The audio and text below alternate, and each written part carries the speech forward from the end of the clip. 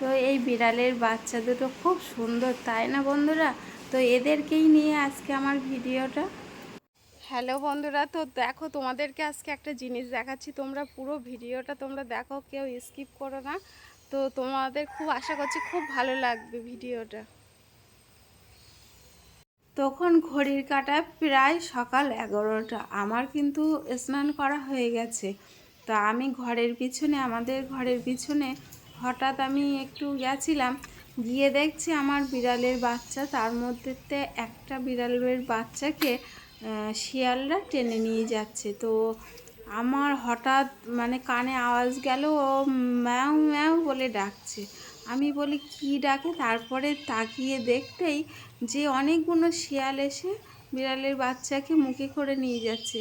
তো তখন বন্ধুরা এতটাই খারাপ লাগছিল আমার।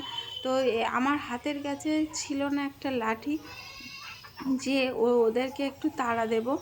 আর আমার কিছু করণীয় এখানে ছিল কি না আমার জানা ছিল না। এরা অবলা জীব। শিয়ালও এখন চারিদিকে সব বন জঙ্গল তো বর্ষার জল পেয়ে হয়ে গেছে। তো এরাও এখন কিছু খাবার দাবার পাচ্ছে না। আবার আমাদের এই বিড়ালের বাচ্চাটির মাও কিন্তু মারা গেছে। তা বাচ্চা দুটো কিন্তু আমাদের বাড়িতেই থাকে। আমি কিন্তু আমার ছেলের দুধ নেওয়া হয়, তো তার থেকে কিন্তু দুধ দিয়ে ভাত দিয়ে প্রতিটা দিন আমি ওদেরকে দিই। আর এরকে যখন গালে করে নিয়ে গেছে, এতটাই আমার মনটা খারাপ লাগছে। তো আমার কাছে লাঠি না থাকায় আমি বাড়িতে আসলাম, আমার কাছে তখন ক্যামেরাটাও ছিল না। তো আমি বাড়িতে এসে ক্যামেরাটা নিয়ে গিয়ে তোমাদের সামনে তুলে ধরার জন্যই ভিডিওটা অন করলাম। তো দুটো শিয়াল তো টানাটানি করছেই, আর আর বাদবাকি শিয়ালগুলো ওর আশপাশে ঘোরাঘুরি করছে আর পাহারা দিচ্ছে যে কোনো মানুষ যাচ্ছে কি না।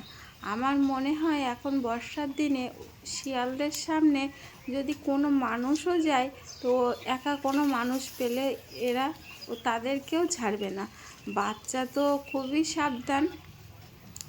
আর আমি যেতে তো ভয় লাগছে, আমি কিন্তু অনেক দূরের থেকেই এই ভিডিওটা করছি, শুধু তোমাদের একটু দেখানোর জন্য।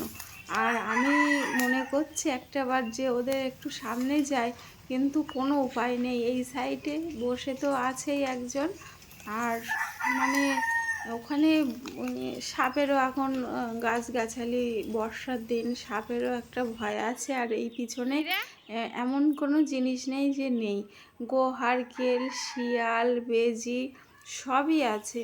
আর তার মধ্যে মশা, চারিদিকে। তো আজকের ভিডিওটা কেমন লাগলো জানিও। টাটা।